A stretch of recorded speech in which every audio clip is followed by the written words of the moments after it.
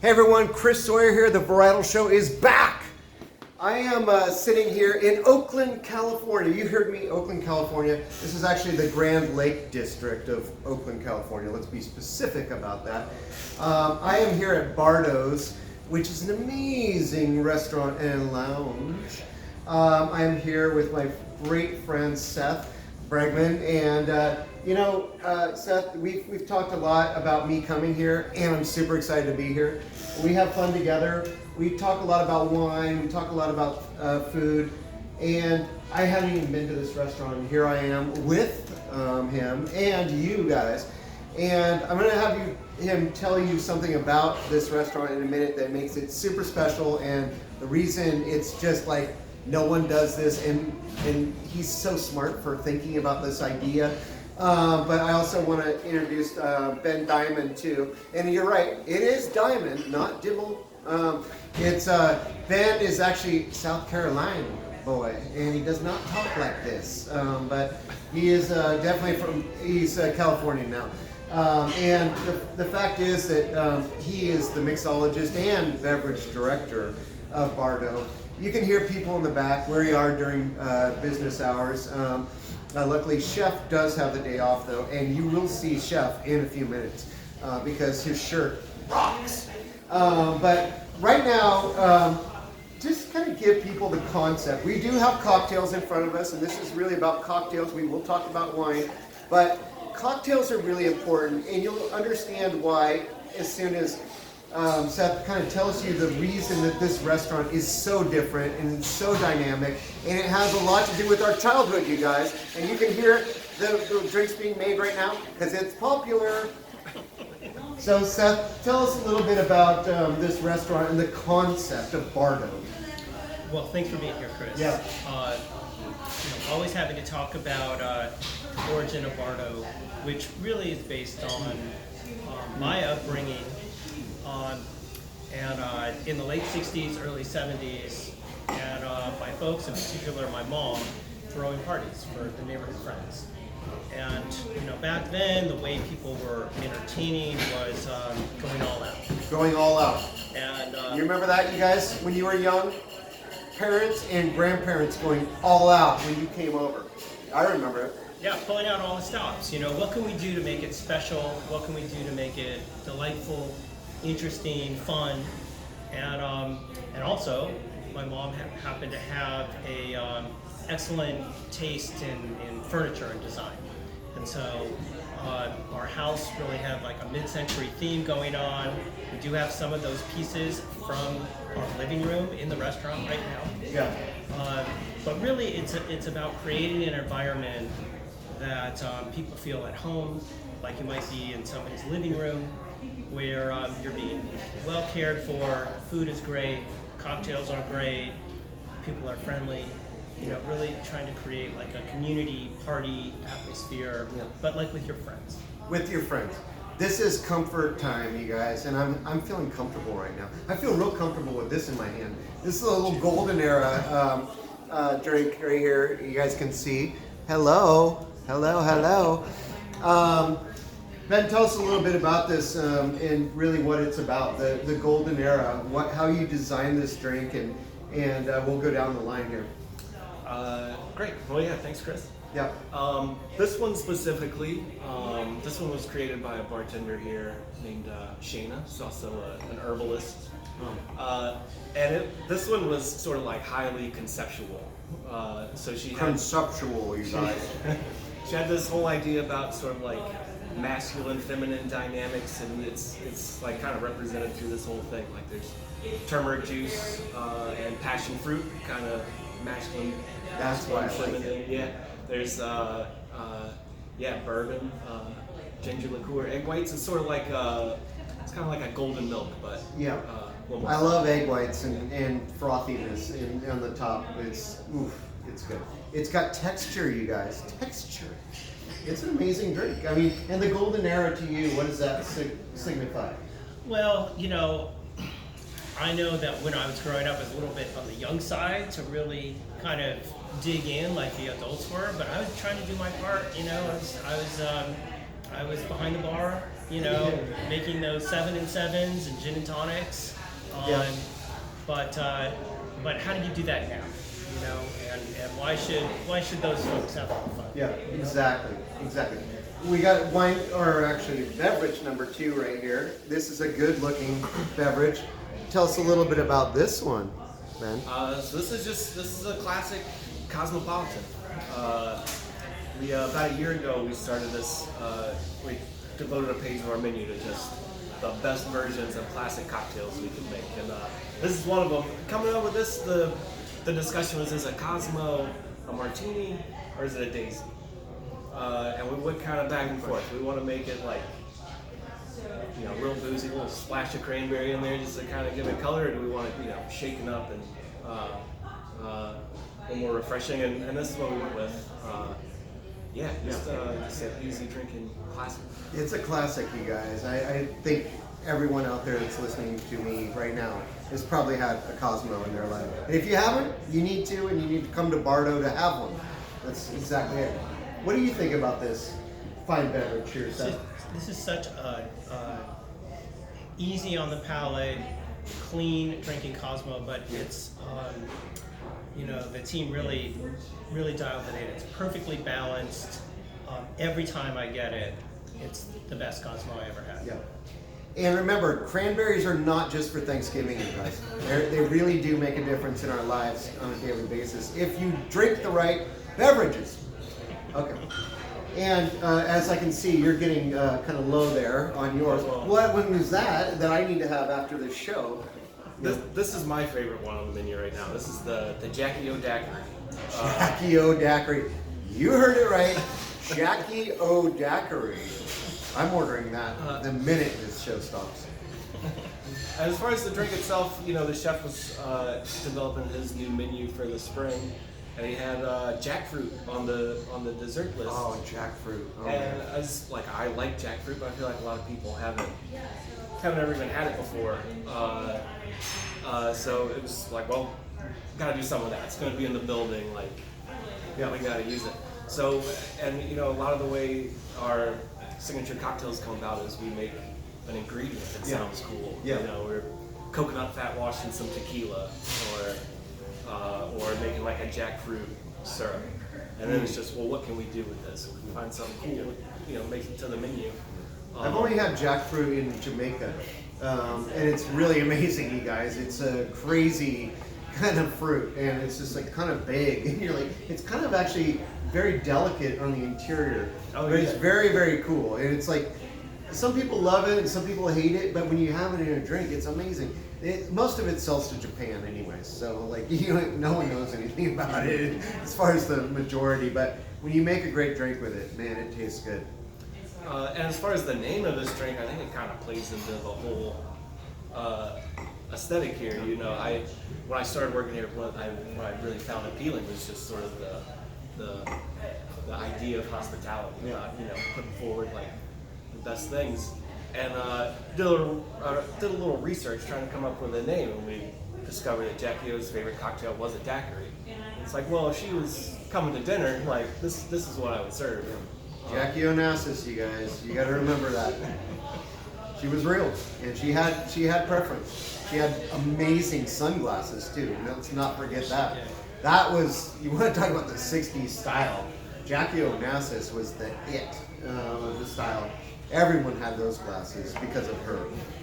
It's amazing. That's a great drink too, and it's fun. So, you know, you're not just the mixology king or anything. You're the beverage director. So like that means you cover wine too. So really, I know you've got some fun things here. These kinds of foods that we're going to be talking about in just a minute with Chef are really great, and they're really, you know, they're not your normal things. There's not, you know, chicken with, rosemary on it, you know, and all this, you know, these kinds of wild mushrooms and this kind of sage in here. You've got all sorts of things that kind of go back to the old times and then to the new times. It's kind of an interesting thing because we really were not that great of a culture as far as wine goes back in the 50s and 60s, you guys. Just so you know, a lot of jug wines were important and things like that, and it got us through it just to make it to where we are today. So you've got all these kinds of options there. What are you pouring these days? Well, we try to keep it fun. Try to do some interesting varietals. Right now we've got like He did say varietal. I'm always like a big fan of like blending grapes that get kind of like shown on their own. Yeah. So we got some like cool Carignan by the bottle. Yeah. We're pouring like a Viognier by the glass right Yeah. now. And then try to just keep it friendly. You got some Priorat out there, don't you? We do. We got like a little Priorat, you guys. If you know Priorat, that's the area where it was a hidden secret of Spain because no one could get there except for by ship until they made this huge tunnel through this mountain. And so they found all these old gnarly Grenache vines and Carignan, and these kinds of blends that are made there are really interesting. That's a Grenache-based blend that you've got down there. It's working, isn't it? Oh, it's great. We'll be pouring it all summer. It's great food wine, great dry red wine. Yeah. And for whites, there's something special about Sancerre, isn't there? Little Loire Valley, you guys, France. Sure is. That one's been on the list since I started here. It'll probably be on forever. That's definitely our most popular pour by the glass. That's worth thinking about, you guys. Remember, I do so much in the wine industry that I'm in Napa, Sonoma, wherever I'm at. It's all wine country. But when you come to the Bay Area, it's different. You can get anything you want here in the Bay Area, So it's like. I love the fact that you have some Loire and some of the amazing Priorat here too, especially for chef's food. So I want to thank you, my brother, and I'm looking forward to having dinner with him afterwards. So thanks you guys for watching him, but now we've got Chef. So hold on one second. Switch out. Okay. You guys, I saved Chef just for a moment here because this shirt, you guys all need to see this shirt. This is not he does not usually work in this, but it does say hiss. Yes. So this is his shirt, like kiss. Yes. Just has cats on it. Oh, yes. I love cats. Amol, this is a great, Amol Thanky, this is a great chef here. He's taken the concept. You grew up in Texas. I mean, did you ever have any crazy food in Texas before you got here? I guess it depends on what you think of crazy. Rattlesnake is. Rattlesnake. You think that's nuts? Sure. I don't think it's nuts. I think it's rattling, but tastes like chicken. Tastes like chicken. Exactly. Yeah, like growing up, we had access to a bunch of different ethnic foods, and you go to the state fair and eat fried anything. Yep. Fried Coca-Cola or fried Snickers bars and shit like that. What? Yeah. Kind of wild. Yeah, pretty wild. So you get this concept from Seth, and you start kind of like creating things in your head. How do you take all of the ingredients you have the ability to get here in California, which is, you can get a lot of stuff, and kind of what were some of those first few dishes that you made that went like, damn, that's really good. Like, this is creativity and it's outside the box and it's just like doing things that are the same things that they were doing back then, but with some adjustments of the modern age. The first dish that I ever put on the menu here was gnocchi.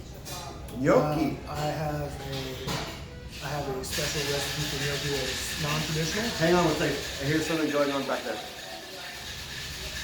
That's the sound of joy. I think that's my next drink again. Boom. Okay, go chef. First dish I ever put on was gnocchi.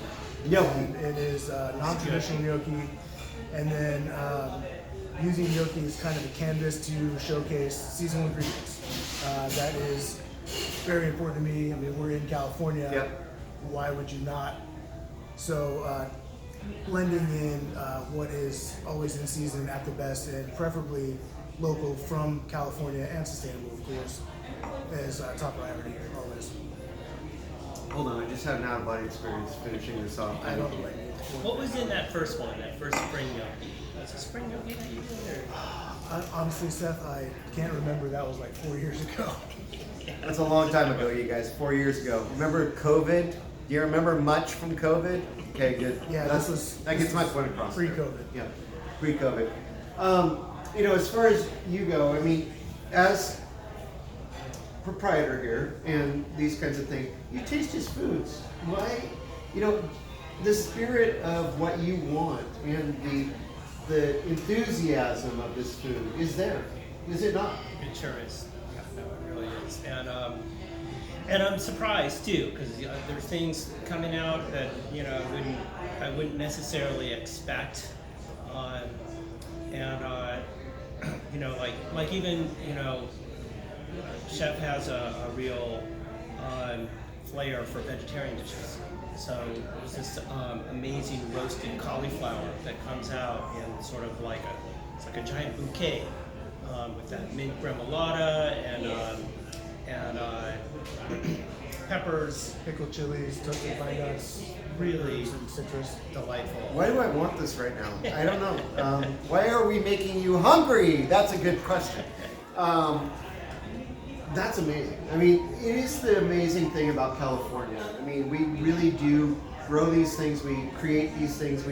I loved Ben just talking about, the person that created this drink right here that just made me quiver, to say the least, is, she's an herbologist. She studies herbs and these kinds of things that we can do. We can be creative, but it is also kind of, if our parents or grandparents could have done this stuff back in the old days, who knows what this world would have been like, you guys. It might have been psychedelic, it might have been this or that, and the cultures might have been really different than they are today. But the fact is, we made it through. Oh, thank you, Ben. Look at this. Okay, you guys, here, we got to get into this. We got some food on the rise here. Da-da-ding, da-ding, da-ding. All right, Chef, tell us a little bit about this first little dish coming out. All right, so this is the chicken liver mousse. This has been on the menu since I started, and was actually one of the dishes I did when I did my tasting here to get a job. Yeah. It just has seasonal garnishes. So the garnish changes every season. This is an old French recipe that I stole from an old French guy. And it's They steal stuff from us, too. very solid. Yeah. So this right now, because we're in the spring, is served with pickled green strawberries. It gives you a little bit of a little crunchy, a little sweet, a little acidic, and it cuts through some of the salt and the fat of the chicken liver. It's very nice. I love it. So on your first day that you came in to apply for the job, you did not wear that shirt, did you? I did not. Just a question. I mean, I remember what I wore, but I don't think it was this shirt. You have a button-up shirt. I think I might have worn a button-up shirt. An Oxford. I probably would have worn a button up too. Yeah, no, you're nicely dressed. You kind of nailed that tasting. Yeah. I have a great friend, Ron Wiegand, one of the only master sommeliers and masters of wine in the world. And we were in Germany, and he said, we pulled up to this winery, this great, very famous winery, and he said, "See that bush over there?" I said, "Yeah, who cares?" He said, "That's where I got off my bike, and I actually changed into a suit to get a job in there before I walked in." So that's just something I needed to say to you guys. Okay, moving on. Do you want to taste this? Yeah, I want to taste it. Please do. Yeah. So on that tasting, you I think you made shrimp cocktail. You did what was rumaki? It did. Wow, rumaki. Yeah. Explain rumaki to people. It is a kind of period tiki bar favorite. It is grilled chicken liver wrapped in bacon with a water chestnut and a teriyaki sauce. Oh man, after tasting this, I want that dish. No, this is really good. This chicken liver is really good, but that sounds really good. Thanks, Ben. Look at Ben's service skills, you guys. And do we have a chef? This is amazing. Thank you. Now, think back. I don't know how old you are, who's listening right now, but do you remember deviled ham? I do. Do you remember deviled ham? Of course. Oh, It, yeah. it came in it looks like a kitty kind of a shishi kitty. Devil's Underwood. Devil's Underwood, and it was this devil on there with this white label, and we really do think about that. That's what my grandma served at the very shishi events that she did. And then we've got deviled eggs. Speaking of which, deviled eggs, you guys. Oh yeah, that's happening. Why are these deviled eggs a little bit different than the regular deviled eggs that we have? Well, so inside the filling, we've got some smoked cheddar cheese and horseradish. We cure our own fresh horseradish. Oh, that's a very very special point in my life is when I have horseradish. I just want to tell you guys that. And then we have our burger pickles Okay. that we chop up finely and mix in for a little additional acid and some kind of fresh cucumbery crunch. Then you've got some bacon and some pickled chilies on top. These are Fresnos. Fresnos. So I mean, California. you've kind of got like the pepper, paprika, Yeah. and then like bacon, egg, and cheese. It's breakfast on a plate. Yeah. One thing I love so much about Amol is that his mom is Jewish and from the Bronx. And I kind of start talking like I'm from the Bronx when I talk about the Bronx. But your dad is from India. So you have a diversity of flavors that you grew up with. And I feel like you've really done a great job of displaying that in the foods that you create. Appreciate that. Yes, I'm a Hindu. He's a Hindu, just FYI. Yeah. And he wears his shirt, the best shirt I've seen in years. That's amazing stuff. It's just, this is a great experience kind of restaurant, you guys. And that's what really, if I can speak for you, what Seth was trying to create here, and he did. And it's one of those wonderful things that, when you go out with friends, and it's the same thing of when we went with our grandparents or our parents we were the youngsters at these kinds of tastings or these kinds of dinner parties. And that's it, dinner parties. Think about it that way. And how do we do it? This is not tapas, you guys, but it's Americans' version of just sharing things with each other. And so tapas is something that's a little bit of a different term, but this is what America stands for, in my opinion. Do you agree with me? No, I Seth? think it's well said. Yeah. And it really, it's the notion of home entertaining, but entertaining in a restaurant like that, has allowed us to really draw on all these great international cuisines, but in sort of like with an American sensibility of like fun and curiosity and innovation, and I think Chef Amol really sort of has really embraced that in such a an immediate and kind of delightful way that like people are super into. Yeah, this is a very important place, you guys. It's Michelin, awarded restaurant. It's fun. That's the most important thing. It's fun, you guys, and you've got to have a lot of brains behind this. You can hear the crowd screaming out there behind us because we're on the top shelf and they're down there, but they're coming. And the thing is, it's because it feels right for people. And it is an American tradition to have these kinds of parties. We sometimes today, our parties are a little bit overblown. Do you know what I have in this bottle? Like, who cares? Let's just be peaceful and sensitive and have fun together, and I think that this is the place to do it. Bardo, Oakland, you guys. Check this place out.